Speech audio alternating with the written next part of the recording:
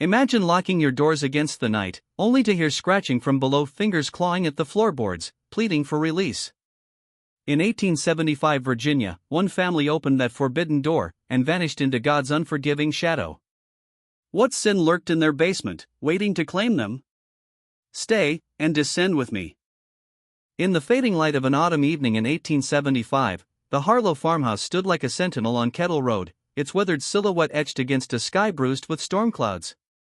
The air hung heavy with the scent of damp earth and decaying leaves, a prelude to the winter's bite. 3 miles from the sleepy township of Millbrook, Virginia, this two-story relic of clapboard and regret had witnessed generations of hardship. Built in 1842 by Elias Montgomery, a tobacco farmer whose dreams withered under the weight of debt, the house had passed through empty years like a ghost haunting its own halls. Paint peeled from its sides in ragged strips, curling like the fingers of the damned reaching for salvation. The windows, shrouded in faded curtains, stared out blankly, as if the building itself harbored secrets too profane to reveal. Thomas Harlow arrived in the spring of 1855, a man of 47 with eyes like shadowed wells, carrying the burden of a past he claimed was buried in Maryland's bustling streets. He spoke of clerking in Baltimore, of an uncle's inheritance that bought him this slice of earth, 40 acres of tobacco fields rolling east to a thicket of ancient oaks and hickories, their branches twisting like veins in a divine blueprint. To the west, Copper Creek murmured shallow and serpentine, a vein of water that could swell into a furious torrent during floods, as if the land itself wept for hidden sins. Neighbors were sparse, the Porters to the north, their fields adjoining like uneasy allies, and the Cunninghams 2 miles south, distant enough for whispers to fade before they reached. Thomas's wife, Margaret, was a woman of quiet grace from Richmond's respectable folds, though her tongue rarely unraveled the threads of her history. Their children, Catherine, 7, with wide eyes that drank in the world like forbidden knowledge, James, 4, sturdy and silent, and baby Robert, barely a year, his cries echoing like omens, completed the picture of a family seeking refuge from the city's clamor. But in the post-war haze of Virginia, where the air still reeked of gunpowder and regret, families like theirs blended into the landscape. Survival was a solitary prayer, prying eyes were a luxury no one afforded. Yet, from the outset, the Harlows carried an aura of otherworldliness, a spiritual dissonance that hummed beneath their mundane routines. Thomas wasted no time in reshaping the house, hiring 3 local men, carpenters and laborers from Millbrook, to mend the sagging roof and bolster the foundation. For 2 weeks, hammers rang out like judgments, nails driven deep into wood that groaned in protest. But then, abruptly, he sent them away. Henry Sutton, a grizzled carpenter with calloused hands and a keen eye, confided later to his wife over a flickering oil lamp, he was fixated on that basement, measuring it out like he was crafting a coffin for giants. Deeper, he wanted it deeper than any root cellar needs to be. Said it was for storing provisions, but his eyes, they held something unholy, like he was preparing for the end times. Sutton recalled the excess lumber Thomas ordered, beams thick as a man's thigh, chains that clinked with the weight of bondage, padlocks forged in iron that could seal away demons. Provisions for the future, Thomas had murmured with a smile that didn't reach his eyes, his voice laced with a biblical cadence, as if quoting from Revelations. Alone, Thomas toiled for 3 months, his silhouette visible from afar, hauling wagons laden with supplies under the relentless sun. The house's shutters remained clamped shut, even as summer's heat baked the earth, turning the fields into a parched testament to endurance. Margaret and the children vanished into the shadows within, emerging rarely, their faces pale as if drained by some invisible leech. Then, in September 1855, the veil thinned. Samuel Porter, tilling his adjacent fields as dusk painted the sky in blood-red hues, paused at unfamiliar sounds drifting from the Harlow land.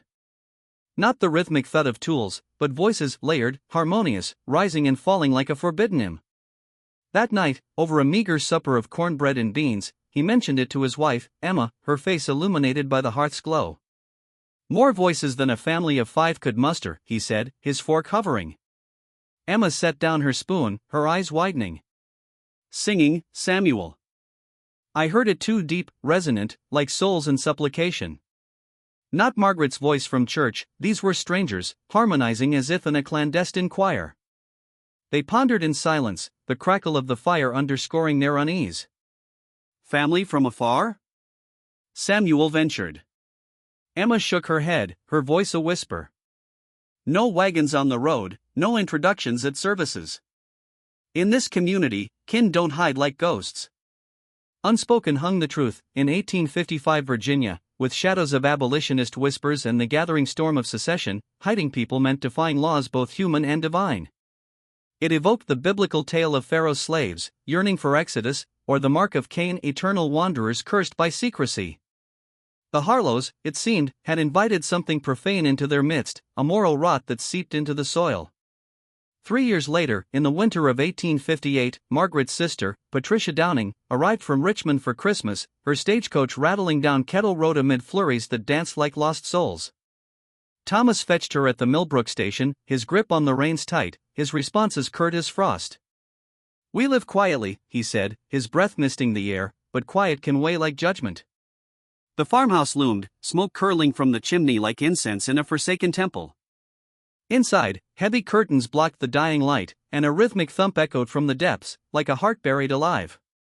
Margaret greeted her with tearful embraces, the children lined up like penitents, Catherine, now 10, her gaze averted, James, 7, fidgeting with suppressed energy, Robert, 4, clinging to skirts. The house was orderly, meals simple, stew simmering with the aroma of herbs masking something metallic beneath.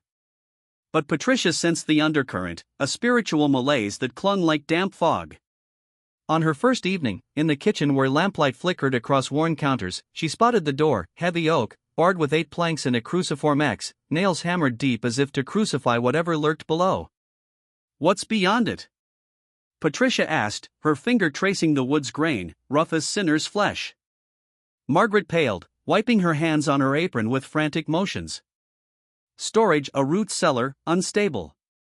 Thomas sealed it for our safety." Her voice flattened, laced with plea, "Don't ask again, Patricia. Some doors lead to perdition." The weight in her pleas evoked Eve's temptation, the forbidden fruit that damned humanity. Patricia complied, but her eyes returned to that barrier, imagining the abyss it guarded, perhaps a modern Gehenna, Valley of the Damned. That second night, awakened by Bladder's call at 2 a.m., Patricia froze in the guest room's chill darkness. Voices rose from below, not creaks of settling timber, but murmurs, a man's low timbre, steady as a prophet's decree, answered by others, 2 or 3, weaving into chants that hummed with ancient rhythm, like psalms twisted into lament. Her heart thundered, evoking the biblical watchers in the night, angels or demons whispering revelations. Footsteps creaked overhead, Thomas descending, wood scraping as if barriers shifted. Voices swelled briefly, then muffled, leaving silence pregnant with dread. Was that sobbing? A woman's wail, faint as wind through cracks, or the echo of Rachel weeping for her children? Dawn brought no relief. In the kitchen, Patricia spotted stains on the floorboards near the door, dark, scrubbed but indelible, like blood offerings from Old Testament altars. "What accidents?" she whispered. Margaret, frying eggs that sizzled. Accusingly, replied without looking, "Farms breed wounds, sister. Some we bury in silence." That afternoon, embroidering with Catherine in the parlor, where sunlight filtered through curtains like grace through stained glass, the girl confided, "Aunt Patricia, do voices haunt you? Ones that beg from shadows?" Patricia's needle halted, thread taut as fate. "What voices, child?" Catherine's eyes, pools of innocence tainted, whispered, "At night, from the kitchen's forbidden place. Dreams where the door yawns, and figures emerge pale, sorrowful, beseeching aid I can't grant." Margaret materialized like a specter, banishing Catherine upstairs. Alone, she collapsed into the chair, her face etched with exhaustion's map. "Promise silence," she begged, tears tracing cheeks like baptismal waters. "The truth would unravel us all. Think of the innocents, the children unmarked by our fall." "Are you safe?" Patricia pressed, clasping her sister's cold hand. "As safe as sinners in a world awaiting reckoning," Margaret murmured. "If we vanish, tell them, look below. Seek the basement's judgment." Patricia departed the next morn, Thomas's farewell echoing, "Some paths lead only to the abyss, no turning back from damnation." Her letters to Margaret dwindled into echoes, responses sparse as desert rain. But in 1875, news of disappearance reached her frail form in Richmond. Too weak for travel, she penned a testament to the sheriff, unveiling the sealed horror since 1855, 2 decades of concealed agony, a subterranean purgatory beneath pious feet. For 15 years post-arrival, the Harlows wove a tapestry of normalcy, fragile as spider silk. Thomas tended fields with zeal bordering on possession, dawn to dusk, rain lashing like divine scourge. Samuel Porter observed from afar, he labors as if fleeing hellfire, alone yet not. Emma concurred, spying figures in the rows, 4, 5 souls moving sluggishly, chains invisible but felt, under Thomas's vigilant gaze. No wagons arrived, no strangers greeted at church. Yields were modest, taxes paid, but provisions from town betrayed excess, staples for double the household, medical arsenals, bandages, acids, opiates, surgical tomes on anatomy's mysteries, as if Thomas played God, mending what he broke. Chains, lamps, fabrics in alien sizes, ink for chronicles unseen, the pattern screamed of hidden lives, a moral inversion echoing the parable of the talents, buried not multiplied. Church attendance was sporadic, back pew specters, Margaret's grip on children like anchors against drift. Reverend Walsh's visits met barriers, self-sufficient, Thomas intoned, door firm as Jericho's walls. Easter 1868 shattered the facade, Walsh preaching redemption, Margaret dissolving into sobs, Catherine whispering hush, Thomas's stare a plea from the abyss. They fled mid-sermon, wagon wheels churning dust like fleeing from Sodom. The children grew in isolation's crucible, homeschooled, friendless, their politeness a mask over voids. Catherine's market encounter with Louise Gardner revealed longing, not allowed friends, worse if I try. Her hidden gaze across the street spoke volumes of souls starved for connection. James and Robert, tested in 1869, excelled academically but faltered humanly, we work, study, endless toil. Their pallor hinted at burdens beyond fields, echoes of biblical child sacrifices, innocence offered on altars of parental sin. As years layered like sediment over graves, the farmhouse's aura deepened, a spiritual vortex where guilt festered, divine retribution loomed.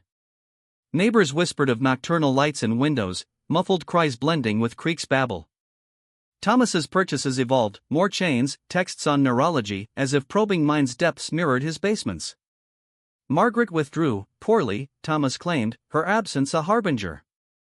The family teetered on revelation's edge, their secret a ticking judgment, awaiting the door's inevitable breach. In this Virginia of 1875, where Reconstruction's scars bled anew, the Harlows embodied humanity's fall, a basement is metaphor for suppressed iniquity, where divine justice whispered through floorboards. What festered below wasn't mere scandal but a cosmic reckoning, sins of concealment, exploitation, echoing slavery's chains and redemption's denial. Patricia's letter, arriving post-discovery, sealed the narrative, 20 years of horror, a family's facade crumbling under heaven's gaze. The basement door, once sealed, now yawned open in Disappearance's wake, inviting descent into truth's chilling embrace. But the true terror lay not in what was found, but in the spiritual void it exposed, of families packed with darkness, their vanishing perhaps mercy's cruel form. As leaves fell that autumn, Kettle Road grew silent, the house a monument to unspoken pacts. What divine hand orchestrated their erasure? The answer lurked in shadows, eternal and unforgiving. The Harlow children, molded in the forge of isolation, carried the weight of their family's shadowed legacy like invisible shackles forged in the fires of original sin. Catherine, James, and Robert, innocents thrust into a narrative of paternal hubris, embodied the biblical curse of the father's sins visiting upon the sons, their lives a testament to how evil seeps through generations like blood through soil. Miss Constance Winters, the itinerant educator whose journal would later illuminate the investigation like a lantern in Gehenna, captured the essence of their spiritual imprisonment during that fateful 1869 evaluation in Millbrook. The schoolhouse air hung thick with chalk dust and the faint scent of wood smoke from the potbelly stove, its warmth a cruel contrast to the chill emanating from the boy's demeanor. James, 18, stood rigid as a sentinel, his frame lean from ceaseless toil, eyes sharp but devoid of spark, like windows to a soul boarded up against the light. Robert, 14, fidgeted subtly, his fingers twisting at his cuffs, betraying a flicker of unrest beneath the drilled composure. Winters probed their knowledge, mathematics unfolding in precise equations, literature recited with mechanical fluency, even Latin phrases rolling off tongues untrained in joy. Yet, when she ventured into the personal, asking of hobbies or dreams, confusion clouded their faces like storm fronts over Copper Creek. We work, James intoned, his voice flat as hammered tin. Study and labor, that is our lot. Robert began to elaborate on the duties below, but James's grip on his arm silenced him, pale knuckles whitening like bones unearthed. Winters, her quill scratching notes and lamplight that danced shadows across the walls, suggested social mingling, recreation is balm for young spirits. Thomas, waiting outside with arms crossed like a warden, met her counsel with glacial stare. The world devours the weak, he replied, his breath misting in the crisp air, evoking Job's trials. Duty is their armor, discipline, their salvation. Luxuries like friendship invite ruin. As they departed, Robert glanced back, lips parting as if to confess some buried truth, only for James to yank him forward. Thomas's hands descended on their shoulders, not in paternal warmth, but with the firmness of a jailer herding souls to judgment. Winters shuddered, sensing not mere strictness, but a profound spiritual malaise, as if the family dwelt under a divine curse, their home a modern Babel where human connection was forbidden fruit. That encounter, etched in her journal amid pressed flowers and faded ink, would resurface in the 1875 inquiry, a piece in the mosaic of moral decay. The Porters, neighbors bound by proximity and unspoken dread, bore witness to the nocturnal symphony emanating from the Harlow land, a chorus of the damned that tested their faith like temptations in the wilderness. Emma Porter's diary, bound in worn leather and hidden beneath her mattress, chronicled these ethereal disturbances with a quivering hand, her entries illuminated by candlelight that flickered like uncertain grace. August 12, 1862, the night air carried melodies from across the fields, spirituals rich with longing, evoking chains rattled in Pharaoh's domain. Voices rose in harmony, deep and resonant, like souls crying for exodus. No visible laborers tilled those rows by day, only Thomas, solitary as Cain. Whence came this lament? It pierced my heart, a reminder that suffering echoes eternal, demanding witness. As the Civil War's thunder rolled closer, October 3, 1864, conscription claimed Millbrook's sons, leaving fields fallow and hearths cold. Yet the Harlows remained unscathed, Thomas exempt, over 40, father of 3, or perhaps shielded by darker pacts. Authorities averted eyes, as if the farm radiated an unholy aura, a leper's mark. Emma pondered divine favoritism or infernal bargains, her faith wavering like a reed in the wind. Post-war, January 17, 1866, Emancipation's decree freed the bound, but cries pierced the night, a woman's plea, raw and ragged, begging mercy from unseen tormentors. Samuel, her husband, shuttered windows, murmuring, "Not our cross to bear." But Emma's soul rebelled. How could one ignore the Good Samaritan's call? Human agony was universal sin's echo, demanding redemption. March 22, 1868. Toothache gnawed like guilt, drawing her to the window under moon's pale judgment. Lanterns bobbed in Harlow fields, 3-4 flames dancing erratically, seekers or buriers in nocturnal rite. Hours passed, dawn revealed churned earth in the south field, a grave's fresh scar. What secrets did the soil swallow? Emma crossed herself, invoking protection against the profane. By June 8, 1870, the sounds morphed, moans keening like beasts in Gehenna, pain's primal hymn. Margaret absent from pews, children spectral, Thomas gaunt as a prophet burdened by visions. Evil festered there, she wrote, bone-deep certainty, yet proof eluded like manna in the desert. Who would heed a woman's intuition against a family's facade? Her final notation, September 25, 1875, tension coiled like a serpent, storm's prelude. Thomas hollow-eyed, children somnambulant. Night brought laughter, cold, subterranean, mocking divine order, then a chant, soon, soon, soon. God have mercy, judgment neared. These whispers, preserved in ink faded by time, mapped the spiritual descent, a chronicle of ignored omens foreshadowing retribution.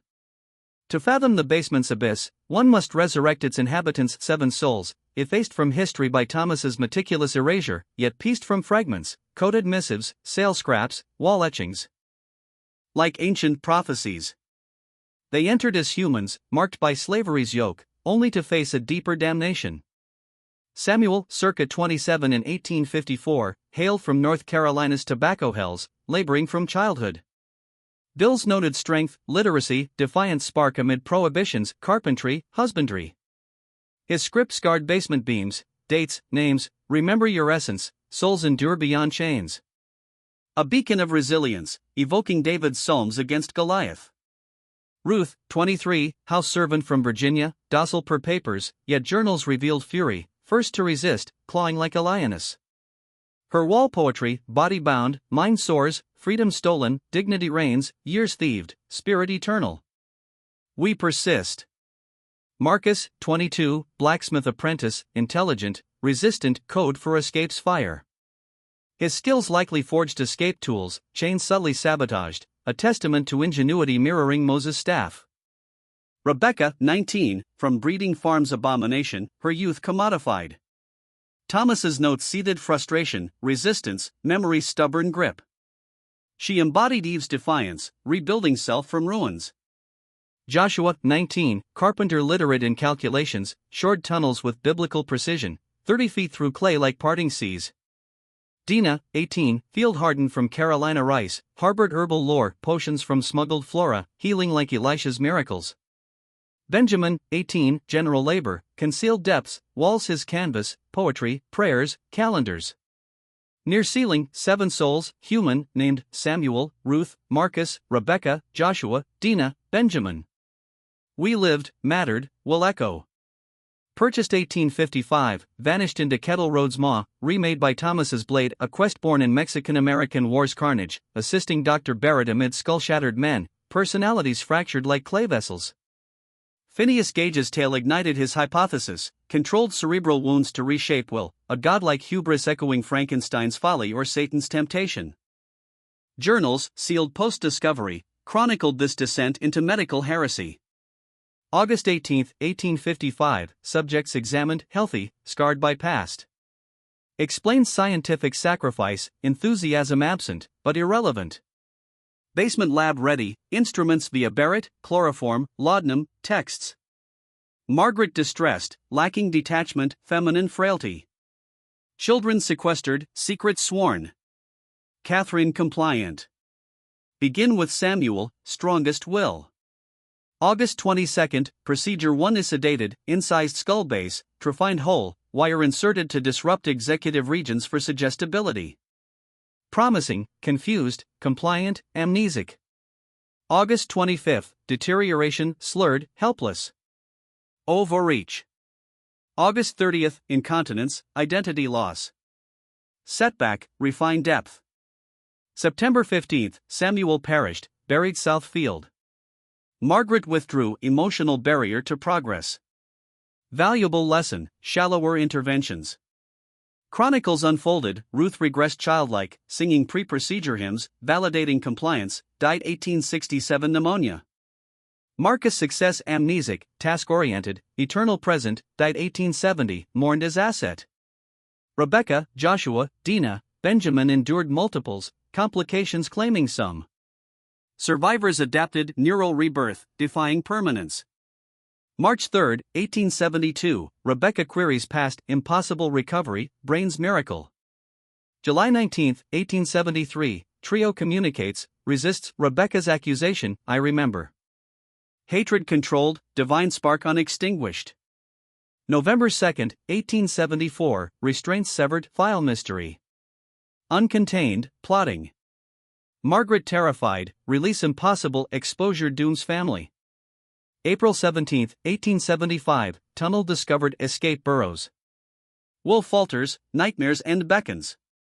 God's forgiveness sought. September 28, 1875, fully restored, remembering all vengeance in eyes. Songs of Judgment nightly. Margaret urges confession, stigma unbearable. Deserve fate? Digging ceaseless, soon surface. Entry abruptly ceased, quill abandoned mid-thought, as if interruption heralded end. 7 days hence, anonymous missive at church, Harlow basement. Before too late. 5 more, Walsh knocked unanswered. October 5, 1875, investigation dawned. Curtis, deputies, Walsh, deacons, state investigator later. Sunset gilded fields, house facade serene. Doors locked inside, windows latched, save pantry pane, unbolted. Griffith entered, footsteps echoing like in a tomb. Silence, then tremor-voiced, Sheriff, see this. Inside, order pristine, parlor neat, beds made, toys poised. Upstairs, personal relics whispered recent life. Kitchen shattered illusion, table set for 5, meals rotting, chicken putrid, potatoes mold-veiled, bread petrified, vegetables liquefying. Flies droned requiem. Mid-meal vanished, Walsh murmured, evoking Lot's flight. Air thickened with decay's stench, a sensory assault mirroring spiritual rot. The sealed door yawned open, planks splintered as if by wrathful force. Stairs descended into Stygian depths, lamplight revealing chambers of horror, chains rusted with blood's patina, surgical tools gleaming malevolently, walls inscribed with pleas like prophetic scrolls. Tunnel gaped, 30 feet to freedom's light empty, save echoes of escaped vengeance. Journals scattered, detailing atrocities, a confessional of sin against creation. No bodies, family erased, perhaps claimed by divine retribution or human justice. Patricia's letter corroborated, 2 decades torment. Neighbors' whispers coalesced, lights, cries, laughter, omens ignored. In this Virginia scarred by war and reconstruction, the basement symbolized humanity's nadir, hubris defying God's image, souls resilient as resurrection. Disappearance? Perhaps mercy's veil, or judgment's hand, family consumed by sin's sown. House stood vacant, wind moaning through cracks like ghosts' lament, a monument to redemption's cost and justice's inexorable march. What became of the three? Folklore whispers they emerged, shadows dispensing fate, or ascended as avenging angels. Truth buried, but legacy haunts, sin's echo, divine balance restored. In the dimming twilight of October 5, 1875, Sheriff William Curtis stood at the threshold of the Harlow farmhouse, the air thick with the metallic tang of impending storm and the subtle rot of secrets long buried. The structure loomed on Kettle Road like a forsaken tabernacle, its clapboard facade cracked and weathered, as if the house itself bore the scars of moral corrosion. Smoke no longer curled from the chimney, the fields lay fallow, tobacco leaves curling brown like withered scrolls of judgment. Curtis, a war-hardened man with a mustache streaked gray and eyes shadowed by too many battlefield ghosts, had come at Reverend Walsh's urging. An anonymous letter slipped under the church door, its ink trembling with desperation. Look in the basement before it's too late. Now, as the sun bled red across the horizon, Curtis and his deputies, young Peter Griffith, eager but untested, Edgar Thompson, a veteran whose hands still trembled at the scent of blood, approached the silent sentinel. The doors were bolted from within, windows latched like sealed confessions. No voices stirred inside, no lantern glow pierced the gathering dusk. Griffith, lithe and quick, spotted the unlatched pantry window at the rear, its frame splintered slightly as if pried in haste. I can slip through, Sheriff, he offered, voice steady but eyes wide with the thrill of the unknown. Curtis nodded, his revolver heavy at his hip, evoking the biblical sword of justice. Griffith wriggled inside, boots scuffing against the sill, and the group waited in tense silence, the wind whispering through oaks like spectral warnings. Footsteps echoed within, hesitant, then halting. Sheriff? Griffith's call emerged strained, laced with nausea. You need to see this. Now. Unlatching the front door, Griffith's face was ashen, sweat beading despite the chill. The parlor unfolded in eerie perfection, furniture aligned with military precision, a Bible open on the side table to Psalms 130. Out of the depths I cry to you, O Lord, its pages yellowed like aged sin. Upstairs, bedrooms whispered of abrupt abandonment, beds made with crisp folds, a hairbrush mid-stroke on the vanity, a wooden horse toy frozen in mid-gallop on Robert's floor. Clothes hung in wardrobes, spectral in the half-light, as if the family had evaporated mid-breath. But the kitchen shattered the illusion like a divine thunderclap. The table was set for 5, chairs askew as if occupants had risen in unison. Plates bore remnants of a final supper, roasted chicken now a fetid carcass, bones gleaming white amid putrid flesh, potatoes furred with mold like leprous skin, bread hardened to stone, edges curling in decay, vegetables slumped into a viscous slurry, their juices staining the wood dark as sacrificial blood. Flies droned a lazy dirge, their iridescent bodies fat from feasting, wings buzzing like accusatory whispers.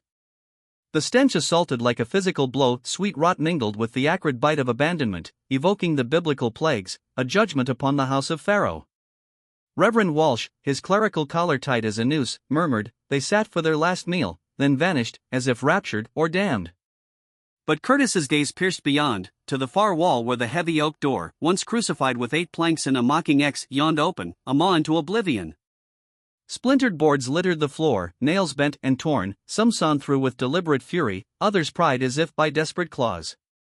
And between table and threshold, footprints etched a chaotic gospel in rust-brown clay, overlapping trails, smeared in frantic direction unmistakable, ascending from depths, circling the room in confrontation, then descending once more into shadow. Thompson knelt, his war-scarred fingers tracing the prints, nostrils flaring at the earthy, organic reek. Clay mud, deep dug, mixed with blood? Organic decay, at least. 8 sets, minimum, bare feet, boots, small and large. More than the family's 5. Curtis's jaw tightened, evoking Cain's mark, 8 souls in a dance of reckoning. Lantern ignited with a match's sulphurous flare, its light flickering like uncertain faith. Curtis called into the void, "Thomas Harlow. Sheriff Curtis here. Show yourself if you're below." Echoes mocked him, hollow and unending. "Coming down, drop any weapons. No need for more sin." The stairs plunged steep, 12 feet into Earth's womb, walls of raw clay shored by timber beams rough-hewn, groaning underfoot like the creak of judgment's gavel. The odor assaulted in waves, damp soil like fresh graves, mold's fungal bloom, human effluvia sharp as guilt, undercut by antiseptic bite, carbolic acid mingled with decay's sweet rot, a profane alchemy. At the base, the first chamber sprawled 15 feet square, a subterranean purgatory defying the house's footprint. Packed earth floors, walls of exposed clay etched with desperation's script. 7 pallets arrayed in rows like monastic cells, straw heaps thinly blanketed, stained with sweat and sorrow, each flanked by a crude box, tin cup rusted, spoon whittled, cloth rag frayed as hope. Signs of habitation screamed eternal, straw compressed by decades' weight, blankets patched with trembling stitches, a bone comb hand-carved, teeth uneven as broken vows. But horror's core lay in the iron rings bolted to beams, 7 anchors of bondage, chains severed but remnants dangling like serpents' coils, filed through with patient defiance. Walls bore humanity's testament, scratches smoothed by obsessive tracing, carvings deep as wounds. Day 1875, 20 years endured. Remember your essence, they cannot steal the soul. We were 7. A calendar span one wall tallies in 5s, crossed for weeks, months, years, a Sisyphean count of captivity, evoking Job's lament in the dust. The privy bucket in the corner reeked of stripped dignity, no partition for privacy, reducing souls to beasts. Yet humanity rebelled, poems etched like psalms, in darkness we sing, for light resides within, prayers invoking deliverance, drawings, a soaring bird, a verdant tree, a distant house, symbols of paradise lost, equations solved in clay, music notes composed in silence, melodies of resilience against the void. Curtis's breath caught, chest tight as if squeezed by divine hand. Griffith, peering over, retched against the wall, the sound echoing like confession. Deeper, a narrow arch beckoned to the second chamber, 10 by 12, ceiling low as oppression. Here, Thomas had erected his altar to hubris, a wooden table scarred by blades, instruments arrayed like inquisitors' tools, scalpels honed to lethal gleam, forceps crusted, bone saws bloodied, trephine drill caked with cerebral remnants. Bottles labeled in precise script, chloroform's ether scent, laudanum's opium haze, carbolic sterile bite. Shelves groaned under tomes, anatomical atlases flayed open, neurology journals dog-eared, Thomas's notebooks a confessional of madness, personality resides in frontal realms, disrupt to tame rebellion. Not cruelty, science. Benefits infinite, reforming sinners, pacifying the mad. Curtis flipped pages, nausea rising at the detachment, subjects catalogued like specimens, pain rationalized as progress. Opposite, a gallery of grotesques, chalk sketches of heads incised, brains mapped, 7 portraits annotated. Subject 1, Samuel, deceased 1855, overreach taught caution. Subject 3, Marcus, success, mind remade blank. Fresh scrawl in trembling hand, we remember every incision, every theft of self. Judgment comes. Walsh whispered, the mark of the beast, hubris against God's image. A third chamber lurked beyond, low-ceilinged, 6 feet high, a crypt extending into gloom. 7 pits yawned, body-sized graves, occupied by remains, skeletal frames wrapped in rags, decomposition stages a timeline of torment. Names etched beside, Samuel, died 1855, he resisted unto death. Ruth, 1867, unbroken spirit. Marcus, 1870, they shattered him, we endure. Benjamin, 1860, youth stolen at 22. 3 empty, fresh dug, dated October 1st, Rebecca, no death in chains, Joshua, free or fallen, Dinah, justice's vessel. Piles of soil loomed like offerings, tools makeshift, filed chains, splintered wood. Griffith pointed, a 3-foot hole, concealed by debris, a tunnel angling up, walls gouged by fingers, a testament to endurance's miracle. Escape burrow, Curtis breathed, lantern revealing the upward slant, shored sporadically. Thompson nodded, they clawed to light, but footprints say they ascended instead, confrontation over flight. The investigation sprawled days, volunteers combing acres under leaden skies. Thomas's study yielded a locked drawer, coded letters from DB in Baltimore, merchandise acquired, 7 units, records erased, slavery's final gasp post-emancipation. Receipts tallied fortunes in tools, texts, chains. Margaret's journal, hidden in a hatbox amid faded ribbons, chronicled soul's erosion, July 1855, 7 souls below, crying for mercy. Thomas calls it study, I see damnation. My silence condemns me. December 1857, burial in fields, God, forgive my complicity. April 1863, war amplifies screams, church forsaken, salvation mocked. October 1870, Marcus gone, Thomas mourns data, not man. February 1875, trio awakens, remembers. Vengeance brews, we deserve it. Final entry, September 30th, Catherine sends the letter, expose us. She's right, consequences pale against soul's rot. Catherine's hand, then, the anonymous plea, wisdom born of guilt. Griffith crawled the tunnel rope-tethered, lantern pushed ahead, emerging half-mile east under rotted stump, woods dense as Eden's thicket. No tracks, disturbed leaves, escape pristine. Surveyor measured, 35 feet, engineered gradient, year plus labor. Patience of saints, he marveled. Shifts in silence, soil scattered unseen. Interviews wove the tapestry, Patricia's letter from Richmond, Porter's diary of nocturnal hymns, Gardner's ledgers of excess provisions, Winter's account of the boy's hollow eyes. Thomas, amateur butcher, self-taught tormentor. Family, fractured vessels, Margaret shattered, Catherine repentant, boys numb. October 21st, Curtis convened, 20 years captivity, experiments killing 4. Survivors reclaim selves, tunnel freedom. But choose justice. Emerge October 1st, confront at supper. Family descends, willing penance? Force. Into tunnel, 8 souls crammed. The tunnel, narrow as birth canal, meant for 3, now 8, perhaps collapsing under weight, Earth's judgment swallowing whole. Or survivors led them out, to wilderness exile or divine erasure. No bodies surfaced, Copper Creek dragged fruitless. House stood haunted, winds moaning like lamentations. Spiritually, a parable, Thomas's Promethean theft, stealing minds as fire from gods. Survivors, Lazarus risen, embodying resurrection's wrath. Family, complicit sinners, vanished in atonement's flood. Virginia's soil, soaked in slavery's blood, birthed this reckoning, divine balance, where buried sins erupt, claiming all. Folklore persists, whispers of 3 shadows in woods, avenging angels, family ghosts begging release. Truth. Eternal mystery, basements echo a warning, sin's debt demands payment, in darkness or light. The enigma of the Harlow family's vanishing in October 1875 lingered like a shroud over Millbrook, Virginia, a spectral veil woven from whispers and withheld truths. Sheriff William Curtis, his face etched with the weary lines of a man who had gazed into humanity's darkest pit, stood before the assembled investigators in the dim glow of the county office lanterns.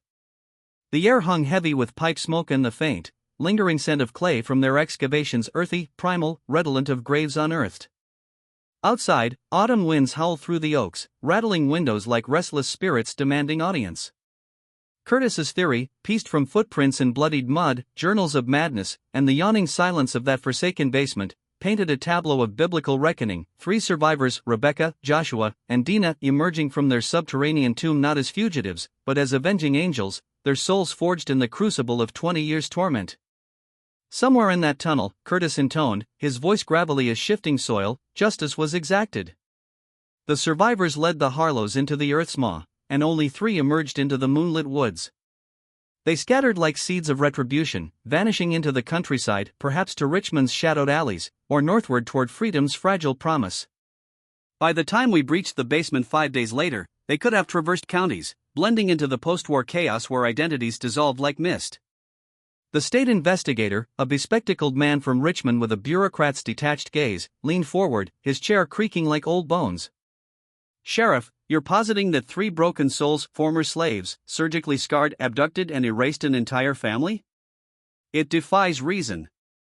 Curtis's eyes, shadowed under his hat's brim, met the challenge unflinchingly. "Reason crumbles in the face of what they endured. I've traversed that tunnel, narrow as a coffin, air thick with despair. 5 descended, none ascended. The passage leads only to the wood's decoy exit. No branches, no hidden lairs. Facts are immutable, the family was swallowed by the earth they defiled." Skepticism rippled through the room like a chill draft, faces illuminated by flickering light casting elongated shadows that danced like accusing fingers. "Then where are the remains?" pressed a deputy, his voice trembling with the weight of unspoken fears. Curtis paused, the lantern's flame reflecting in his eyes like infernal sparks. "My conjecture? The tunnel conceals more than we unearthed.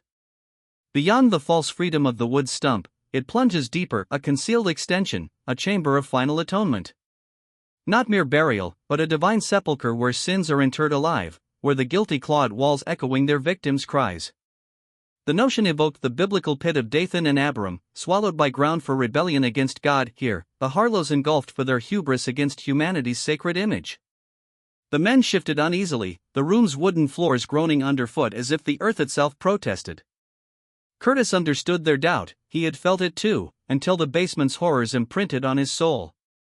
3 individuals, resilient as Job amidst trials, had transcended impossibility, minds rebuilt from surgical ruins, a tunnel clawed through unyielding clay with makeshift tools, spoons bent into picks, fingernails bloodied in devotion to liberty. Their endurance mirrored the Israelites' exodus, but twisted into vengeance, a moral inversion where the oppressed wielded the rod of divine fury. Capable of vanishing a family? Undeniably, for suffering's forged tempers steel unyielding. By October 25, the state investigator decreed the case sealed, his words falling like a gavel in a forsaken court. "This powder keg could ignite Virginia anew," he declared, evoking the fragile Reconstruction scars, where racial embers smoldered beneath civility's thin veneer. A landowner's post-war experiments on the emancipated? It would summon mobs, torching's echoes of war's inferno. Curtis's protest died unspoken, truth's flame, though holy, could consume innocence. The official narrative spun a web of deception, the Harlows fled financial ruin, the basement's bones mere wartime relics, reburied anonymously in Millbrook's cemetery under crosses weathered by rain and regret. The farmhouse, seized for taxes, awaited auction, the basement filled with earth, a premature burial for its sins. Yet Curtis, guided by a spiritual compulsion akin to prophetic duty, preserved the unvarnished gospel, journals transcribed in meticulous script, interviews etched like commandments, photographs of wall carvings, poems of defiance, calendars of despair. Sealed in county archives for 50 years, a time capsule for future judgment, ensuring the names Samuel, Ruth, Marcus, Rebecca, Joshua, Dinah, Benjamin endured as testaments. They existed, suffered, some perished in darkness, others rose like Lazarus, claiming retribution that human law denied. The earth, witness to atrocity, would not forget. The farmhouse squatted vacant for 3 years, a hulking corpse on Kettle Road, its windows shattered eyes staring into void.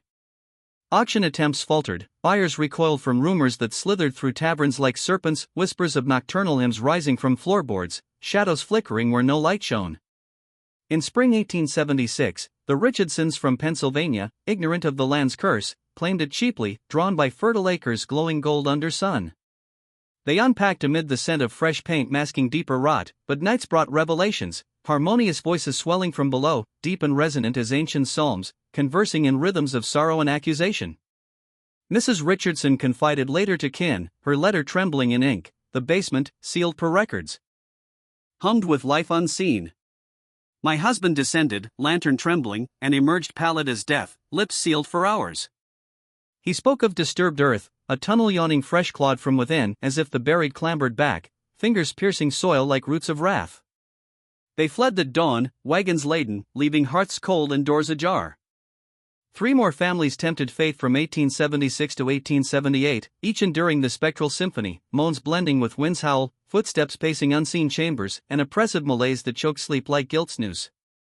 By 1879, abandonment claimed victory, vandals stripped fixtures, rain invaded through sagging roof, turning interiors to mildewed tombs.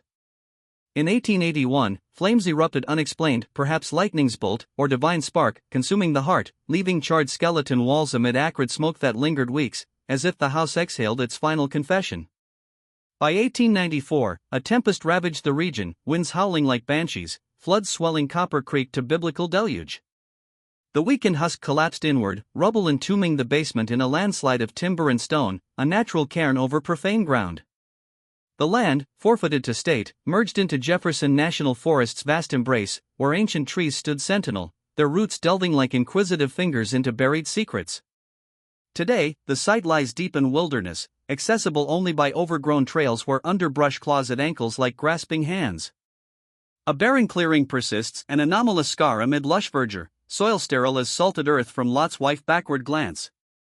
No flora invades, weeds wither at edges, trees halt respectfully, forming a natural boundary like a sacred circle. Rangers' soil assays yield no toxins, no rational cause, only whispers of cursed ground, where nature honors invisible wounds. And on October's still eves, when fog cloaks the forest like a shroud and stars pierce the canopy like judgmental eyes, reports trickle in, singing. Emanates from the clearing, multiple voices weaving spirituals forgotten by time, hymns of bondage broken, deliverance claimed, retribution sung in harmonious defiance. Rangers dismiss as folklore echoes off ridges, wind through hollows, but avoid camping there, their logs noting anomalous acoustics, advise rerouting. For the sounds evoke profound unease, not mere melody, but lamentations infused with spiritual weight, as if the earth exhales memories of suffering so deep it imprints the ether. Haunted? Not by phantoms, but by history's residue, guilt's eternal echo, divine justice's lingering chord. 48 years post-vanishing, in 1923, a letter arrived at Millbrook Methodist Church, postmarked Philadelphia, envelope brittle as aged bone. Addressed to whomever serves as reverend, its script quivered with finality. Reverend Lucas Brennan, newcomer oblivious to the parish's shadowed past, slid it open amid morning light filtering through stained glass like fractured grace. By the third line, horror gripped him, a confessional from the abyss, signed our Rebecca, the resilient.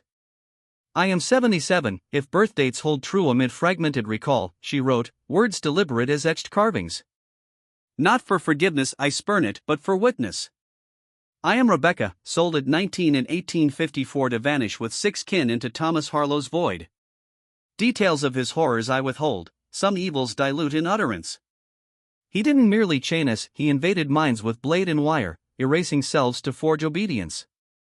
Samuel perished swiftly, brain ruined, Benjamin septic, Ruth lingered diminished, Marcus became hollow success.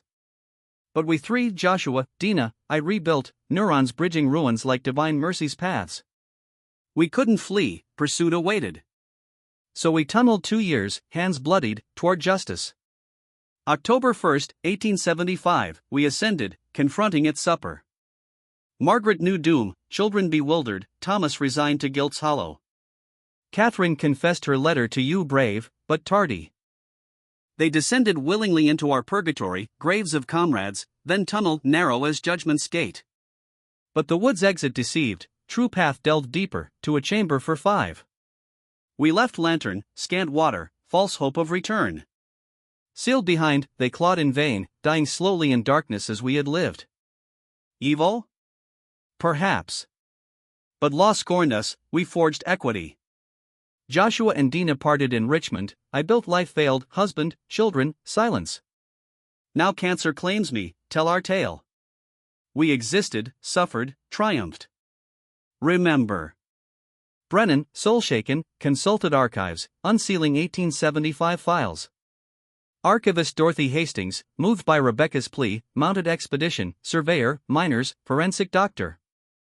Amid forest's hush, they unearthed tunnel under rotted stump, intact despite decades. Camera probe, false wall breached after day's toil, revealing chamber 8 feet square, 5 skeletons circled, hands clasped in death's embrace. Lantern extinguished, jugs empty, wall scrawled, Day 1, trapped. Day 3, water fails, dig futile. Day 5, God forgive my sins, Thomas. Day 6, cowardice damned us, Margaret. Day 7, too late, Catherine. scratches faded into silence, nails broken in desperation. Hastings, resolve steel, documented, then commanded, concrete the void, entomb forever. Workers complied, pouring gray slurry like final judgment, planting trees to erase scars.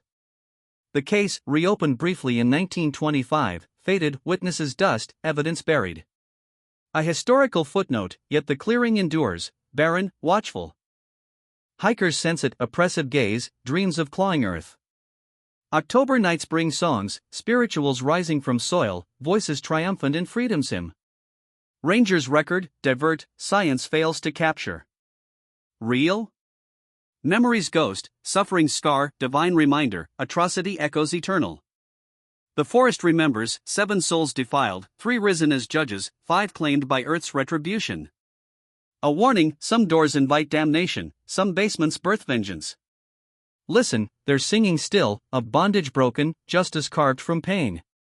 The earth holds their truth, unforgiving, eternal.